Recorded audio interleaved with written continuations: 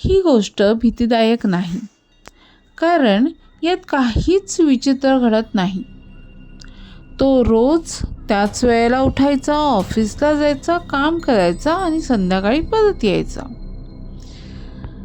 एक दिवस त्याच्या टीममधल्या एका मुलीने विचारलं, तू इतका शांत कधीपासून झालास? त्यावर तो हसला, कारण त्याला उत्तर आठवत नव्हतं. त्या दिवशी संध्याकाळी आईने देखील फोन केला आणि ती म्हणाली की आज तुझा आवाज वेगळा वाटतोय. त्यावर त्याने विचारलं की काय आहे आवाजात वेगळं असं.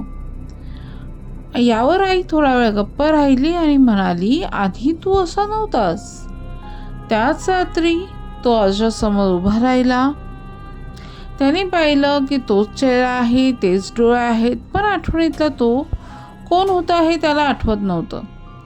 आणि त्याला कळलं की काहीतरी हरवलं आहे, पण ते परत मिळवायची इच्छाच उरलेली नाहीये. आरशात उभा राहून तो स्वतःकडे पाहत राहिला. तो तिथं होता, पण जो असायला हवा होता तो कधीच परत आला नाही.